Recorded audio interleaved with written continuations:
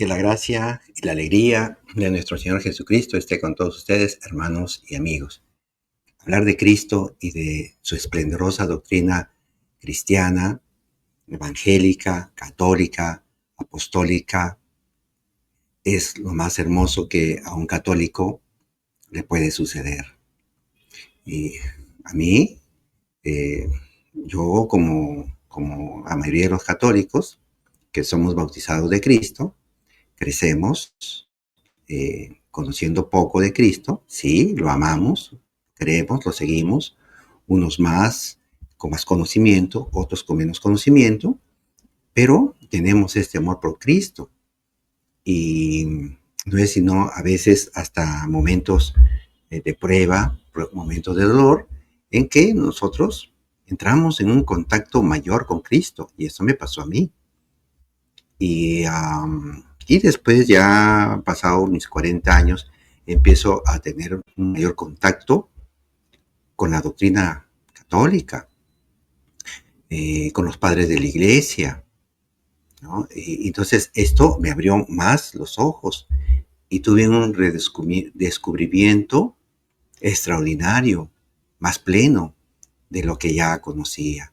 Eso me hizo y me hace ser más feliz y me hace querer compartir esta fe que hemos recibido de los apóstoles, 2000 años de catolicismo, de esta esplendorosa doctrina católica, y cuyos santos, enamorados de ella, han vivido o han tratado de vivir de la mejor manera posible para ellos, con la gracia de Dios, a Cristo mismo en sus vidas. Pero también se puede seguir a Cristo o haber oído hablar de Él sin haberlo descubierto en su persona divina, ¿no? O no conocer su poder transformador y sanador, su amor, el amor que nos ha dado allí en la cruz, y el propósito que tiene con todos y cada uno de nosotros, que es la felicidad eterna. Y para eso nos ha dejado su evangelio, su doctrina católica, apostólica, ¿no? Para que podamos nosotros seguir el camino que es Él y encontrar la vida que es Él a través de la verdad que es Él. Pero pues sí se puede seguir a Cristo y no haberlo conocido plenamente, no haber tenido ese encuentro personal con Dios. El mundo también ha oído hablar de Él y lo conoce. A veces celebran la Navidad, pero no lo celebran a Jesús. Y es porque no han llegado a descubrir que es Dios. El mundo, ¿no?, lo tiene así como un hombre religioso, un hombre bueno, ¿cierto? Un hombre espiritual, el hombre espiritual con más influencia en todos los tiempos, pero también lo tiene desfigurado con ideas falsas o falseadas, inventadas contra él, inventadas contra la Iglesia Católica. Por ejemplo, esto de la Inquisición, que se habla cosas muy, muy malas de ella, inclusive hasta la BBC de Londres tiene un video en el que revela que la Inquisición no es ni fue lo maligno que se dice de ella. Al contrario, la Inquisición fue en su época la institución que más protegió a la gente. Obviamente tenía que resolver casos de herejías con las categorías jurídicas de aquel entonces, algunas que para nosotros en esos tiempos pueden parecer duras, pero para ellos era lo apropiado y seguía un debido procedimiento, y las sanciones que se dictaban seguían, así como ahora en las leyes, principios de proporcionalidad y de gradualidad. Entonces, y luego pues los casos de Galileo Galilei, etcétera, ¿no? Entonces, lamentablemente el mundo no conoce bien a la Iglesia, la doctrina de Cristo, esta doctrina católica y apostólica que nos viene de su evangelio. Pero nosotros, pues, los cristianos, ahí no hemos sabido responder, a veces con la oportunidad y en los lugares donde deberíamos estar haciendo notar estas cosas falsas y calumniosas que se dicen en contra de la Iglesia de Cristo, en contra de la doctrina católica. Y obviamente eso porque, sobre todo a nosotros los laicos, nos falta conocimiento. Y a veces también sorprende que algunos sacerdotes no conozcan determinadas cuestiones históricas. Ahora, sí, pues se puede seguir a Cristo y no conocerlo bien. Incluso se puede ser un miembro activo, con mucho fervor, con mucho compromiso en una diócesis, en una capilla, ¿no? Se puede participar como misionero, como catequista, eh, en los grupos de la liturgia, en el acompañamiento en los coros, etcétera. Pero no poder descubrirlo. También puede haber mucha devoción popular. Por ejemplo, todos los años participar en las procesiones del patrono del pueblo, ¿no? Participar en Semana Santa, pero el resto del año, no, dice la gente, alguna gente, ¿no? Mi relación con Dios es íntima. También se puede tener mucho conocimiento teológico, ¿no? Muchos doctorados, tener ahí maestrías en ciencias teológicas, en escritura sagrada, ¿no? En pastoral, etcétera. Y ahí pues, y quedarnos, ¿no? Sin haber llegado a tener esta comunión personal con el Señor. Y tratarlo, ¿no? Como el amigo que Jesús nos dice que es para nosotros, ¿no? Así el Señor nos dice ahí en el Evangelio según San Juan. Entonces, ahí, es más, en otras situaciones no lo dejamos actuar en nuestras vidas para que nos haga crecer en santidad, en gracia, en ese nuevo ser creado por Él a través del bautismo, ¿cierto? Para ser santos, crecer en el amor, en la humildad. Entonces ahí nos vamos quedando, ¿sí? Sin conocerlo plenamente, sin tener este encuentro de comunión personal con Él. Y justamente hay un sacramento especial, que es el de la Eucaristía, en el que Cristo ahí tuvo que afrontar la separación, el alejamiento de muchos seguidores, de muchos cristianos. Se separaron de Él, hubo una especie así de apostasía, ¿no? Lenguaje duro, decían. ¿Quién lo querrá escuchar? Así lo dice el Evangelio de Juan, capítulo 6, versículo 60, cuando se refería el Señor a decir, les voy a dar el pan vivo bajado del cielo, y el pan que yo les voy a dar es mi carne. Dice, y sus discípulos decían, duro es este lenguaje, ¿quién lo querrá escuchar? Y se separaron, se alejaron. Entonces, para mí, fue un redescubrimiento en muchas cosas de la doctrina, y algunos se preguntará, ¿qué se puede hacer? ¿Qué obra se puede hacer para conocerlo mejor, para descubrir mejor quién es Jesucristo? El texto del Evangelio que les quiero compartir nos da la clave. Vamos al texto del Evangelio según San Juan, que está tomado del capítulo 6. Les anuncio el Evangelio según San Juan. Gloria a ti, Señor. Está tomado, como le decía, del capítulo 6, versículo 22 al 29. Después de que Jesús alimentó a unos 5,000 hombres, sus discípulos lo vieron caminando sobre el agua. Al día siguiente, la multitud, que se había quedado en la otra orilla, vio que Jesús no había subido con sus discípulos en la única barca que había allí, sino que ellos habían partido solos. Mientras tanto, unas barcas de Tiberíades atracaron cerca del lugar donde habían comido el pan, después que el Señor pronunció la acción de gracias. Cuando la multitud se dio cuenta de que Jesús y sus discípulos no estaban allí, subieron a las barcas y fueron a Cafarnaúm en busca de Jesús. Al encontrarlo en la otra orilla, le preguntaron, Maestro, ¿cuándo llegaste? Jesús le respondió, les aseguro que ustedes me buscan no porque vieron signos, sino porque han comido pan hasta saciarse. Trabajen, no por el alimento perecedero, sino por el que permanece hasta la vida eterna, el que les dará el Hijo del Hombre, porque es Él a quien Dios el Padre marcó con su sello. Ellos le preguntaron, ¿qué debemos hacer para realizar las obras de Dios? Jesús les respondió, la obra de Dios es que ustedes crean en aquel que Él ha enviado. Palabra del Señor, gloria a ti, Señor Jesús. Qué hermoso texto el que acabamos de leer. Estamos en la introducción del misterio más grande de nuestra fe, del misterio del sacramento de nuestra fe, que es la Eucaristía.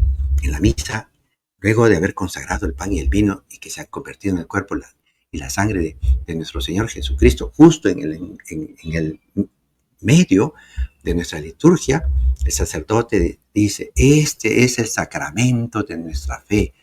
Proclamamos tu muerte, anunciamos tu muerte, proclamamos tu resurrección. Ven, Señor Jesús, proclamamos tu muerte porque estamos hablando de un sacrificio, ¿no? Anunciamos la resurrección porque Cristo está vivo, Él ha resucitado, está vivo y está presente ahí en la Eucaristía. Sin embargo, esto ha sido causa de gran controversia de fe en el hombre. Sí, los judíos primero, cuando Jesús empieza a dar este discurso eucarístico, primero empiezan los judíos a decir, está diciendo que tenemos que comer su carne. O sea, empezaron a protestar. Luego en el siglo XVI en adelante, a partir de Martín Lutero, aunque Martín Lutero tenía por ahí una creencia, la consustancialidad, en la que él consideraba que sí, de alguna manera, se hacía presente Cristo. Pero no entremos en ese detalle teológico, filosófico. Pero después, el resto de hermanos que siguieron las ideas de Martín Lutero van a dejar de creer que ya no hay presencia real en la Eucaristía. Solamente los luteranos lo creen de cierta forma, de una manera todavía temporal. Pero Jesús nos está invitando a hacer un esfuerzo, a dar un paso de fe, ¿no? Y un paso también de la voluntad.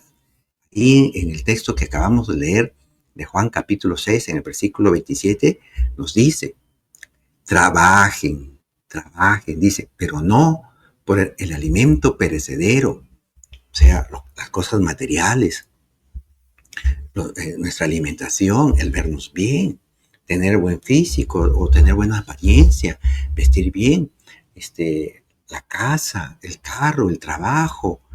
Sabemos que nosotros somos seres finitos, un día moriremos y no nos llevaremos nada al otro mundo, porque como católicos tenemos esta gran noticia que Cristo nos ha traído con la resurrección, que tendremos esta invitación a la felicidad eterna, junto con Él, con el Padre, con el Espíritu Santo, ¿no? En compañía de todos los santos, en especial de nuestra Santa Madre, la Virgen María.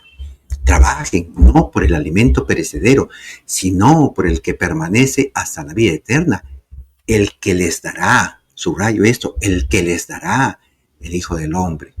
Y dije subrayo, el que les dará, porque unos versículos después nos va a decir que Él es el pan vivo bajado del cielo. Y este pan que nos va a dar es su carne. Entonces, este es el pan. Nos va a dar carne ahí en forma de pan. Entonces, este es un misterio y que ha sido causa de gran controversia. Y aquí Cristo nos está haciendo una introducción a toda esta preciosa doctrina de la Eucaristía, que para muchos pues, va a resultar incomprensible. A ver, miren, los hombres, ahí en el texto que estamos compartiendo, sí, le seguían a Jesús, lo seguían, ¿no? Pero él, ¿cómo es que les va a llamar la atención? ¿No? Porque no reconocieron la divinidad de él en sus signos, ¿no? En sus milagros, ¿no? El capítulo 6 de Juan empieza con el milagro de la multiplicación de los panes, que alimentó a más de 5,000 hombres solamente, sin contar niños y mujeres. Luego, a la vista de los discípulos, ¿no? Caminó sobre las aguas. Ambos milagros están más allá de lo natural. Son, son actos milagrosos que muestran la divinidad de Cristo, nuestro Señor, ¿no? Hay otros, ¿no?, que tampoco han llegado a descubrir la sabiduría de sus palabras. Los guardias del templo, cuando fueron enviados por los sacerdotes, ellos van a decir, iluminados por las palabras de Dios, Cristo, nunca hombre alguno ha hablado como este. Juan capítulo 7, versículo 46. Pero aquí vemos multitudes de gente que están buscando solamente lo material, lo de afuera, lo exterior. No ahondaron en los misterios teológicos que estaban enfrente de ellos. Se quedaron ahí en la epidermis, nada más. Entonces, pero ahí Jesús, miren cómo es que les está respondiendo. Les voy a dar lectura al texto. Dice ahí en Juan capítulo 6, versículo 26, Jesús le respondió: les aseguro que ustedes me buscan no porque vieron signos, sino porque han comido pan hasta saciarse. Así Jesús les encara esta incredulidad, esta falta de ver lo espiritual, lo teológico que está detrás de todos estos signos, ¿no? Así pues encontramos que existen seguidores que se quedan solamente ahí en lo material. Se están buscando un Dios milagrero. Cuando uno tiene una necesidad así urgente, angustiosas en la vida, pero el resto del tiempo no se acuerdan de ir a agradecer a misa un domingo y todos los domingos por las gracias que uno recibe todos los días. No haber tenido este crecimiento en la fe, haberse quedado en esta fe infantil que solamente fue de la primera comunión de niños de 9 años y que lamentablemente por familias ahí en esos hogares cuyos padres no alimentaron la fe de esos niños, lamentablemente esos niños después no crecieron, no desarrollaron la fe. Otros, ahí tenemos, ¿no?, que no llegan a descubrir las realidades teológicas en las palabras de Jesús, ¿no? Jesús va a decir: el pan que yo les voy a dar es mi carne para la vida del mundo. Ahí en el mismo Evangelio de Juan, capítulo 6, versículo 51. El pan que yo les voy a dar es mi carne para la vida del mundo. Primero, los judíos, como les decía, lo veían como algo irracional, canibalismo. Pero ahora también los neoprotestantes también ven lo mismo. ¿Cómo es que los católicos creen que ahí va a haber carne en esa hostia? No se ve, ¿no? Entonces, y lo llegan a ver solamente como algo simbólico. Vamos después, en estos días, vamos a seguir meditando un poquito más, parte por parte, este capítulo 6, y vamos a ver que no es ni canibalismo, ni tampoco es simbólico, porque Cristo no se muestra, no es una carne viva ahí, la hostia, la sustancia interior es la que cambia. Hay una transustanciación ahí, aunque los accidentes que vemos, los exteriores, hacen parecer que es pan, pero el milagro, así como Cristo multiplicó panes, así como Cristo caminó sobre las aguas. Entonces, ya estos milagros nos están mostrando, nos están abriendo a una realidad teológica, a una realidad sobrenatural que nos muestran que para Cristo, que es Dios, nada es imposible. Entonces, también por ahí habrán algunos católicos como con pensamiento protestante que no son capaces de dar una respuesta así radical de fe ¿no?, de confianza a Dios, que le ha dado muestras de su poder y de su amor total, de su poder porque puede hacer este milagro, y de su amor total porque Cristo, eh, como Cordero Inmaculado, da su vida para salvarnos al mundo. Y nosotros podemos revisar ahí en el libro de Levítico del Antiguo Testamento, que había un sacrificio de comunión del Cordero que se sacrificaba como agradecimiento a Dios. Se comía también una parte, se entregaba una parte al sacerdote, y la persona con su familia podían comer de eh, ese sacrificio, de ese animal sacrificado. Entonces, aquí lo esplendoroso de la fe católica es justamente eso, que nos mueve a creer en Cristo totalmente. Y eso lo vamos a encontrar justamente ahí en el Evangelio que estamos nosotros compartiendo, en el capítulo 6, versículos 28 y 29. Le preguntan a Jesús, ¿qué debemos hacer para realizar las obras de Dios? Jesús le respondió, la obra de Dios es que ustedes crean, es que ustedes crean en aquel que Él ha enviado. Palabra del Señor, gloria a ti, Señor Jesús. Sí, y este es un creer radical en Cristo, que Él es Dios. Ya, bueno, nosotros no somos pues testigos intrínsecos como fueron los apóstoles, que ellos lo vieron, lo tocaron, lo vieron muerto en la cruz, y los demás y otros discípulos lo enterraron, y luego lo ven resucitado. Y Tomás, el apóstol incrédulo, ¿no?, al principio mete sus dedos en las heridas de sus manos donde fueron ahí clavadas, ¿no?, los clavos que fueron puestos ahí. Entonces, y ahí tenemos este llamado, ¿no?, al hombre de ir más allá de lo racional, sin dejar de serlo, por supuesto, porque hay razones teológicas que nos muestran que Cristo es Dios. Él ya lo demostró. Y aquí en el capítulo 6 de Juan lo pueden ustedes leer, ¿no? Y ahí está la vida de los apóstoles que entregaron su vida por Él. Y es un llamado radical, porque Cristo nos hace un llamado radical, y esto es precioso para los jóvenes. Cristo va a decir ahí en Mateo capítulo 12, versículo 30, nos dice, el que no está conmigo está contra mí, y el que no recoge conmigo desparrama. Ser o no ser, va a decir Shakespeare. Luego ahí en Mateo capítulo 16, versículo 24, nuevamente nos está llamando así radicalmente. El que quiera seguirme, que renuncie a sí mismo, cargue con su cruz y me siga. Esto es lo radical de Cristo. No hay medias tintas. No, uno no puede ser a medias, no puede ser tibio.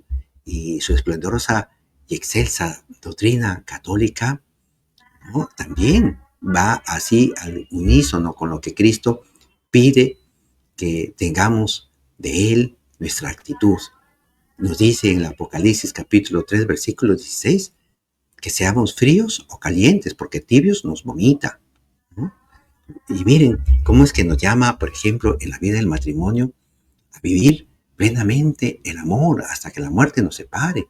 Lo que Dios ha unido no lo separe el hombre. ¿Ya? Esto es algo precioso, bello. Nos llama a un amor, a un proyecto de amor para vencer todo obstáculo. Y lo podemos hacer con la gracia de Cristo. Nos va a enseñar que amemos a nuestros enemigos y que recemos por aquellos que nos persiguen. Mateo capítulo 5, versículo 44. Mientras que el mundo nos dice venganza, ¿no?, resentimiento, rencor, odio, ¿no?, ojo por ojo, diente por diente. ¿No ves? Nos va a enseñar a vivir esta moral sexual con una belleza y una limpieza de corazón. Miren cómo nos dice ahí Mateo capítulo 15, versículo 19.